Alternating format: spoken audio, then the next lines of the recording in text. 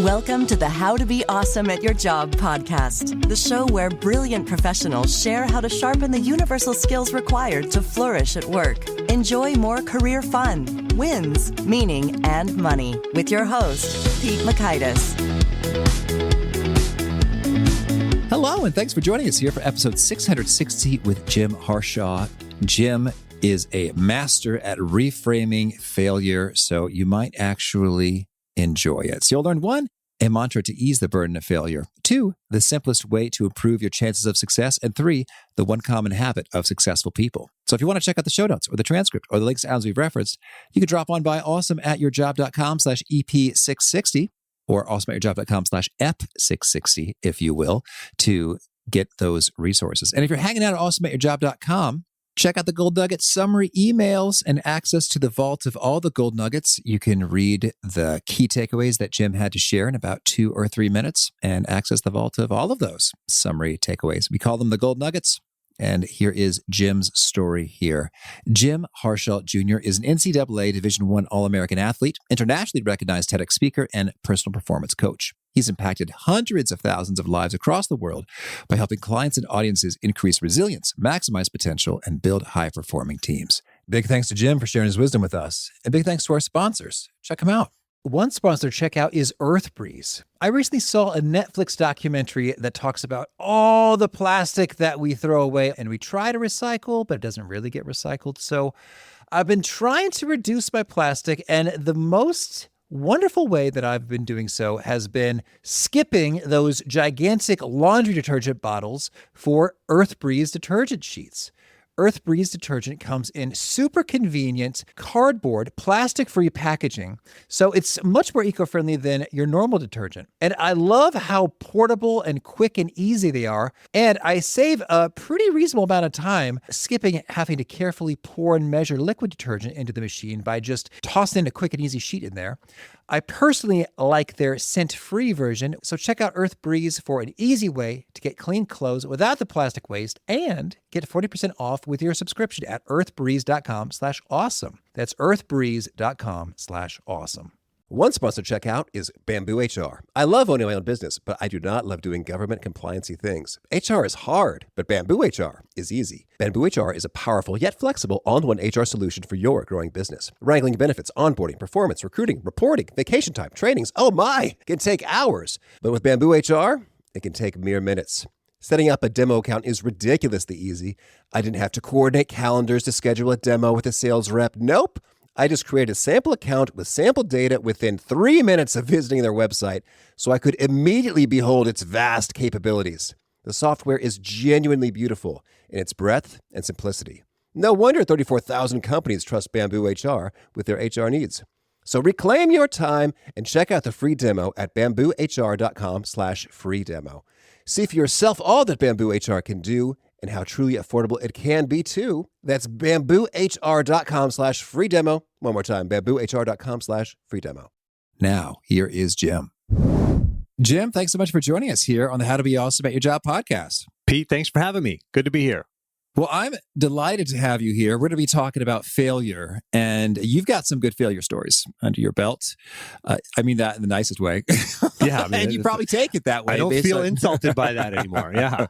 You still. You are a grade A failure, Jim. That's right. And we want to hear some story and some practical perspectives on that, because most of us hate failing. It feels real bad, and you have a different point of view, but could you kick us off with your story? Do you have a favorite failure or two, and what do you love about them? Yeah, absolutely. So it's funny. I was talking to a group of doctors. Actually, they're finishing up their residency, and I was brought in to give a talk about a week ago. And I was like, man, you're here because of your success, and I'm actually here because of my failure. I'm like, I hope that doesn't put you off of this message today. And same for the listeners. Everybody who's listening right now, knowing the profile of the listener of the show, you're generally a successful person. And you're looking to get to that next level and be awesome at your job. So, and failure is part of that. Failure is a necessary step on your path and on my path and on every world-class performer, it's the same for them as well. I get to interview Olympic gold medalists and CEOs and New York Times bestselling authors and astronauts and Navy SEALs on my podcast. And they always tell me about these miserable failures that they've had. And so we explore that.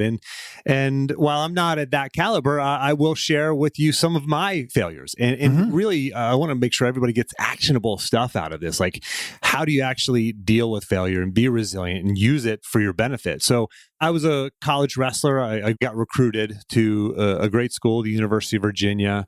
And, but I had so much failure and fear of failure and self-doubt and lack of confidence when I got there, because I just really never saw a future for myself for really in much of anything, let alone in my sport or academically or professionally.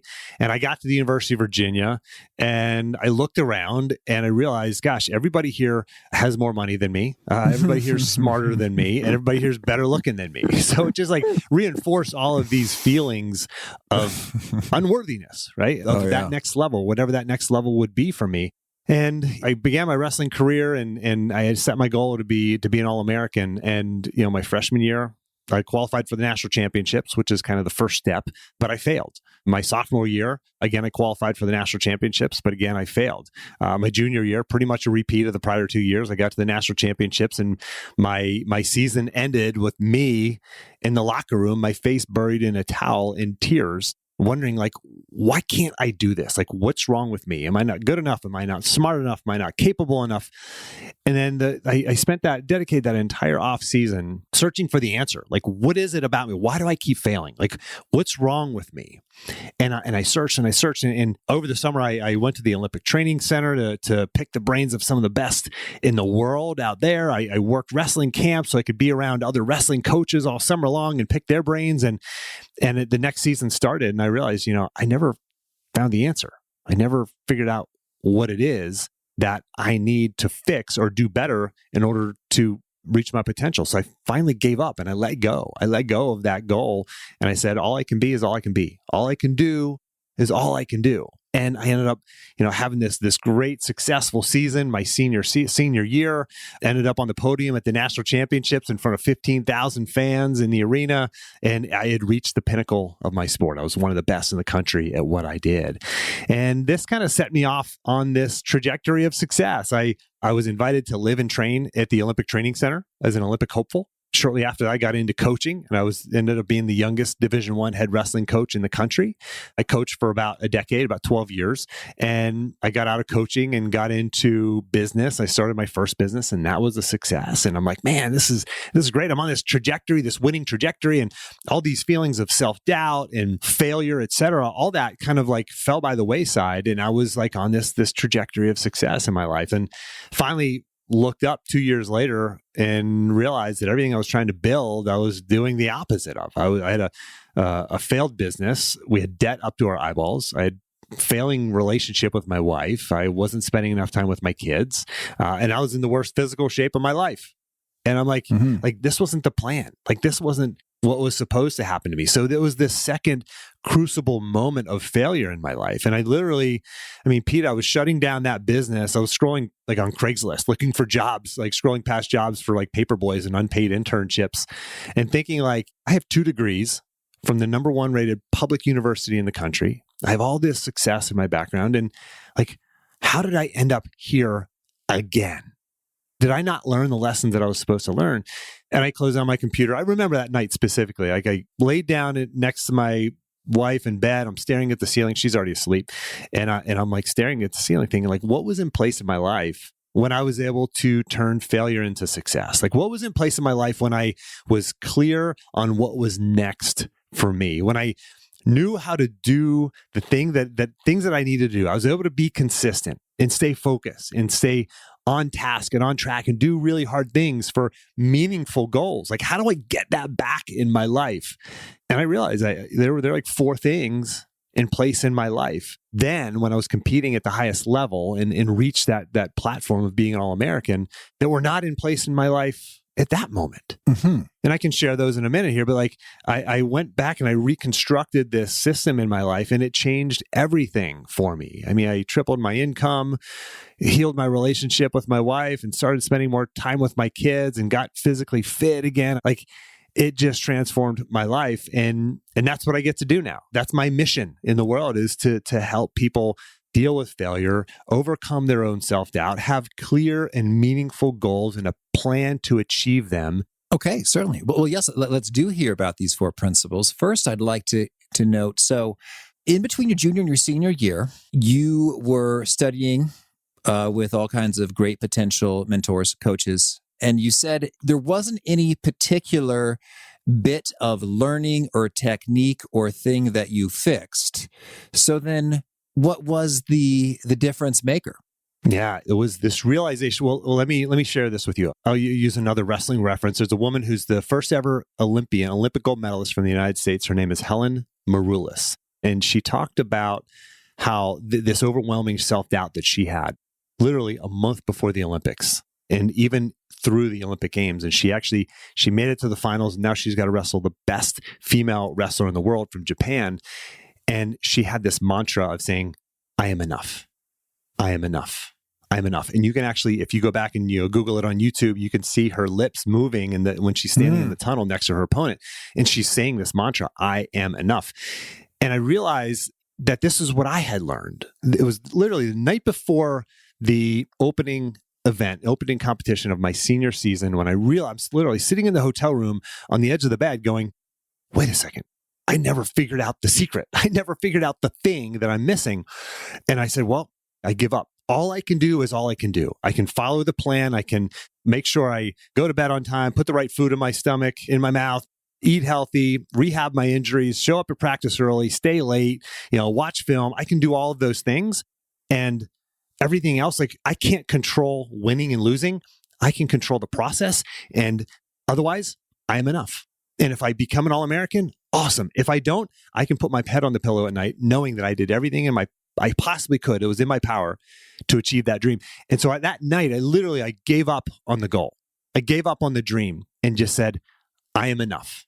And I went out the next day and I competed knowing that I'm enough. And it's not about winning or losing. It's not about the fear of failure any longer. It's about showing up as my best self and putting everything I can out there, being fully 100% me, and allowing that to be okay and to be enough, and taking my ego out of it. And that it became so much fun. I mean, wrestling's not a fun sport. It's pain and suffering, and that's when you win. And I had so much fun that season because this burden of failure, I was able to set down, right? And for the listeners, you have that burden of failure, whether it's at work and you're trying to look good for your boss, or trying to get that promotion, or trying to get that raise. Like, it's not about that, right? You start with the end in mind, that goal, then you work backwards and go, okay, what's the process? And as long as I follow that process, I will have controlled what I can control, because there are other things that are outside of my control that I can't influence. And for those things, I'll let them go and know that I'm doing everything that I possibly can. And that allows you to fully show up as yourself, as your authentic, genuine self. And guess what? The world needs more of that. The world needs you. And that's what I realized. And that was this moment where I made this mental shift, which freed me up. Okay, that's huge. And so then when you say I am enough, I guess let's unpack what specifically we mean by that. I guess I'm interpreting from all the context that means, and this is a lot more words, so I am enough is a better succinct mantra to use here. But it sort of says, my intrinsic worth, value, dignity is in no way contingent upon a particular success or outcome. I have no attachment to any of those things, and I am okay and at peace with simply being and doing how I do. Amen. You said it. Can I write that down?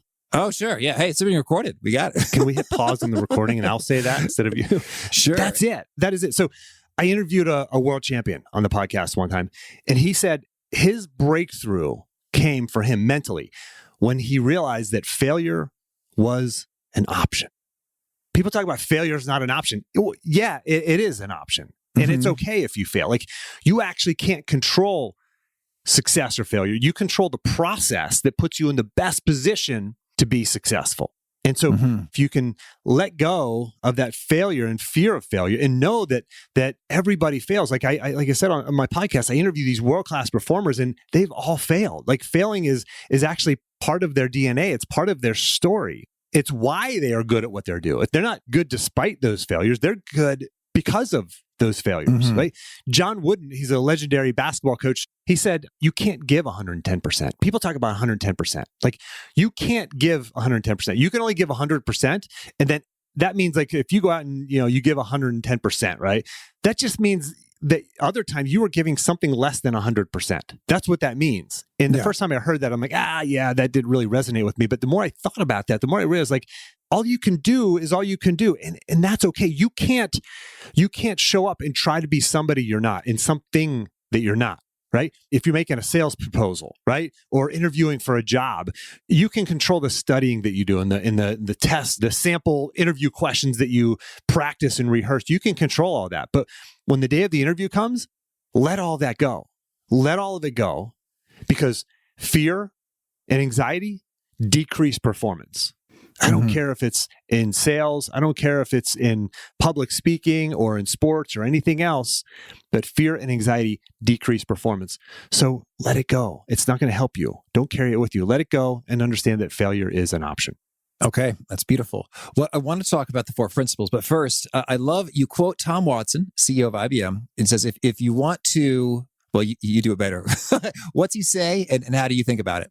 He says, if you want to double your success rate, double your failure rate. Okay. And that's the crux of all of this, is you have to be willing to fail and to be okay with it. There was a fantastic study out of Northwestern's business school at Kellogg School of Management, and they studied failures who became successes in 3 different areas. It was grants to the National Institutes of Health. They studied investor-backed startups. They wanted to find something a little bit off topic to really study this and have a breadth of examples. And they studied terrorism attacks. And what they discovered was all of the successes, if you can call terrorism attacks successful, all of the successes started as failures. All the winners started as losers. But not all of the losers became winners. Okay. Not all the losers became winners. So what was the difference between the losers and the winners, the failures and the successes, the failures who went on to success or the failures that just kept on failing? Well, the difference was how soon they tried again. Okay.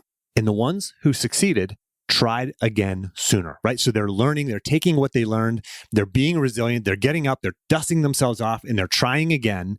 And that leads to success, right? I interviewed Tim Ferriss on my podcast. And he said, just because you fail doesn't inherently mean you're going to be successful. It's the learning that comes from failure. And then applying that learning to your next iteration, to your next attempt is what leads you from failure to success. So for the listener, when you're saying, I applied for all these jobs and I didn't get them, or I failed at this presentation I tried to make, or this raise I tried to get, or this promotion I tried to get, try again. Learn from that failure and try again. All right. And do you have any pro tips or tactics for maximizing the learning and maximizing your emotional ability to get up quickly?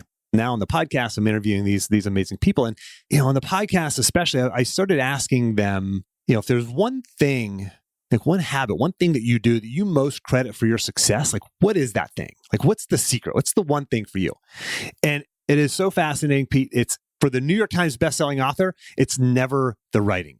For the Olympic gold medalist, it's never the training. It's never the thing that you think it's going to be. Okay. The actual thing that they say is they'll say things like, I journal every day, or I meditate, or I work with a coach, or I plan my day in advance, or I spend a half an hour at the end of the week reviewing my week prior and planning my week ahead, or I take a retreat once a year with my spouse and myself, and we look back on the year behind and we look forward to the year ahead, and we create plans and goals and action plans, etc.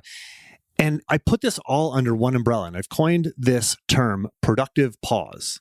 And if there's such a thing as the secret to success, it's a productive pause. And a productive pause is this.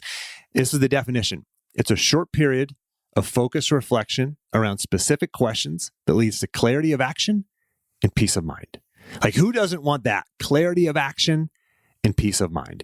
So this is in the military, they call it an after action report. When I look back at my my career as a wrestler. And if I could pick 1 hour that was the most valuable 1 hour spent the entire season, the hour that it was not in the weight room, it was not in the practice room, it was not watching film, it was sitting on the couch in my coach's offices, setting my goals for the year, setting the goal and creating the plan to achieve that goal. That's the most important, most valuable 1 hour. This is a productive pause.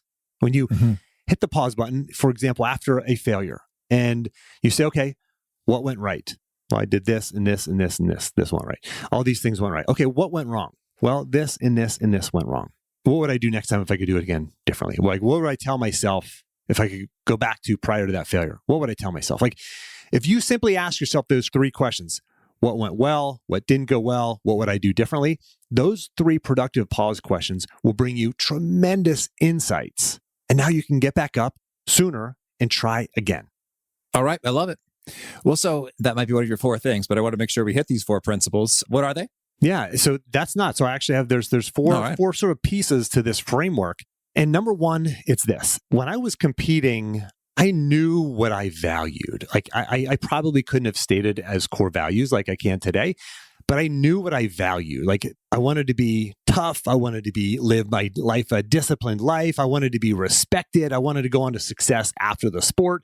Like these are all the things that I value just because this is what my mentors and my coaches, this is how they live their lives. And these are the things that they did. And I'm like, man, that's who I want to be. And so number 1 is get very clear on your core values. Number 1. Number 2 is this.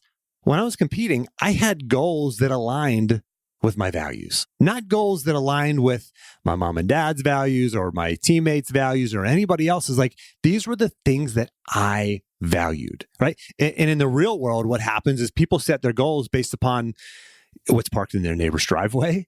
They set their goals based upon what they see on social media or what the mass media is forcing down our throats and telling us that we should want. You have to set your goals in alignment with what you value because failure doesn't change what you value. Like if you fail at something, it doesn't change what's important to you. So you become more resilient when you have aligned goals. And in my program, not to get into the weeds too far, but like we set goals in every area of our lives. Relationships, self, health, and wealth. So relationships, self, health, and wealth. And, relationships, pretty self-explanatory. Self is sort of 3 subcategories: growth, impact, or fun. Growth, impact, fun. Health is health and well-being, health and wellness. This could be physical health, mental health, spiritual health. And then the last one, wealth, is wealth/work/career goals, right? Those are the 4 areas. And so we set goals in all of those areas, goals that align with it. They're tethered to the values, right? And then, so those are the first 2 steps. The third is this. Like when I was competing, I had a coach who kicked me in the rear end if I needed it or picked me up and dusted me off when I needed that. I had teammates with similar goals. We were like-minded people, pursuing similar goals. I was accountable to them. They were accountable to me. I had nutritionists and sports psychologists and strength and conditioning coaches, on and on. I had this support system, right? This environment. And I call it the environment of excellence. And this environment of excellence it's not just people. It's actually 4 things. So there are 4 things under the umbrella of the environment of excellence, which is the 3rd step. And these 4 things are this. MAPS, maps. Just like you need a map to get from point A to point B, you need to know your maps to get from where you're at to where you want to go in your life. So M stands for media. Like what's the media that I'm allowing into my life? Like when I was competing, I didn't watch much television, but when I did, I was watching the national championships or breaking down film of myself or my opponents. I used to fall asleep with a mindset audio in my ears and with my Walkman, if you remember those Walkmans. Back in the day, I used to listen to these mindset audios. And so the same now. Like, so for the listener, you're doing the right thing. You're listening to How to Be Awesome at Your Job podcast. I mean, this is the kind of stuff that you need to be bringing into your life and then blocking out things like the news, right? There's a minimum effective dose of it, but are you consuming it constantly, or social media? So the first one is media. A is for area, like your physical space around you. Like when I was competing, I had a poster on the wall with like my hero, this Olympic champion. I had my goals written down in front of me. I had a training journal. I had healthy food and snacks. Like I had an optimized physical space. Like right now I'm talking to you, Pete, I'm standing at my standing desk. Like this is part of my environment of excellence. So that's A for area. P is for people. We already talked about that. You know, who are the people you're surrounding yourself with? And then S, and this is really, really important. S is for speech. That's your self-talk and your out loud talk. Like there's a great quote that says, if our mind is a supercomputer, our self-talk is the program that's running it. Like, what are you saying to yourself? Like, are you saying, I'm not good enough, I'm not smart enough, I'm not capable enough because of that failure? Or are you saying, I am smarter, wiser, and stronger because of that failure? Right? Those two stories are they're going to take you down different paths. So that's the environment of excellence. And then let me give you the last and fourth and final sort of phase or module in these 4 steps to this framework. It's this. It's nice to have core values, like really clear core values and aligned goals in this environment of excellence. But if you stop there, what happens when you show up at work the next day and the boss puts a big project on your plate, or you get sick, or the car breaks down, or a global pandemic happens? You can't put your goals up on a shelf. You have to have the fourth and final piece in place, and that's a plan for following through. Like if I lost a wrestling match on Saturday, coach is like, hey, Jim, I'll see you tomorrow morning at the team lift, 8 a.m., be there. It's like, oh man, it's like, this is a plan for following through even when I didn't feel like it. And you have to have that system, that structure, that framework in place to make sure that you follow through. You come back and you check in on your goals. You have a monthly goal check-in. You write those, I call them micro goals, like these smaller goals that are part of the larger goal. You write those down every single month. Actually, I've got mine right here in front of me. Right here, these are my micro goals, and I write them on the back of my business card, and I keep these in my wallet. So these are the types of things you have to do to ensure follow through. So those are the 4 steps or 4 phases: core values, aligned goals, environment of excellence, follow through. All right. Beautiful. Well, now tell me anything else you want to make sure to mention before we shift gears and hear about some of your favorite things. Well, it's this. It's nice to sit here and talk about failure and like, oh yeah, you can learn from failure and it's valuable and it'll help you grow, etc. Like failure sucks. Failure hurts. It's not something you're seeking. You're not trying to go out and fail. You're just becoming aware that this is a normal thing for very high performing people, for the best people in the world. It is a normal thing. And understand like, yes, it's going to be painful. I know it's painful. I know I've cried the tears both when I was in college and as a grown man of the pain and suffering that comes from failure. You are enough. Get up and try again. Build this framework into your life and keep going. All right. Beautiful. Well, now could you share with us a favorite quote, something you find inspiring? Yeah. The quote that I've always lived by was, there's 2 pains in life: the pain of discipline and the pain of regret. The pain of discipline, do it now, or the pain of regret, I wish I would have done that thing. So that's a quote that's just always stuck with me. And how about a favorite study or experiment or bit of research? Most recently, it's been that one that I just shared about the study that came out of the Kellogg School of Management at Northwestern. It's just fascinating to understand that like winners were losers, and winners are the ones who got up faster when they were a loser. So get up and try again. All right. And a favorite book? How to Win Friends and Influence People. This is such a game changer. And I'm probably not the first person to recommend this, but this is such an important book on human relationships and how to deal with people. And you mentioned favorite study, and another one of my favorite studies is the Grant study out of Harvard, which is the longest longitudinal study on human happiness ever. And what they've come to realize, proven, is that happiness comes from connection and relationships. And this book will help you strengthen your relationships and just be more emotionally intelligent. It's like the original book from an influencer, Dale Carnegie, written back in the 1940s, I think it was. So How to Win Friends and Influence People. All right. And a favorite tool, something you use to be awesome at your job? For me, it is the 5-minute journal. 5-minute journal is a productive pause. There are 3 questions in the morning, 2 in the evening. In the morning, it asks you, what are you grateful for? And then 3 things you're grateful for, 3 things you're going to, how will you make today great? 3 things, and then an affirmation. And then in the evening, it asks you, what are 3 amazing things that happened today? And then the last one is, what could you have done to make today even better? And when you ask those simple 5 questions, super short, productive pause, takes less than combined 5 minutes. It helps you be grateful and helps you reflect on your day as opposed to just kind of moving on to the next thing. It's about mindfulness and bringing you into the moment. Okay. And is there a particular nugget you share that really seems to connect and resonate with folks that quote it back to you repeatedly? Yeah, we all need someone in our lives who holds us to a higher standard than we believe that we can attain.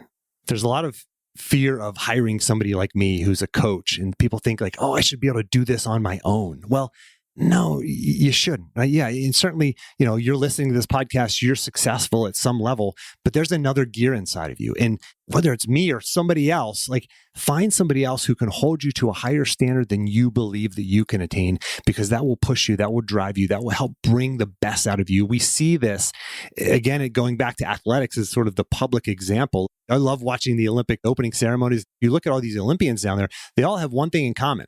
Right? They're doing different sports, they're from different countries, but they all have one thing in common. They're the best in the world at what they do, and they all have a coach, right? And so what about you? All right. Well, if folks want to learn more, get in touch. Where would you point them? JimHarshawJr.com, Harshaw. So JimHarshawJr.com. You can find everything there. You can sign up for a free one-time coaching call with me. It's just JimHarshawJr.com/apply. My podcast is on all your favorite podcast platforms. So it's called Success Through Failure. And if you just go to any social media outlet, just search for Jim Harshaw, you'll find me. Okay. And do you have a final challenge or call to action for folks looking to be awesome at their jobs? I challenge you to hit the pause button. Take a productive pause, whether it's using the 5-minute journal, whether it's reflecting on your day, reflecting on your most recent failure, setting goals and creating a plan to achieve them. Hit the pause button in the next 24 hours and evaluate where you're at and where you want to go. All right. Jim, this has been a treat. I wish you much luck and success and even fun in your future failures. Thank you, Pete. It was great to be on here.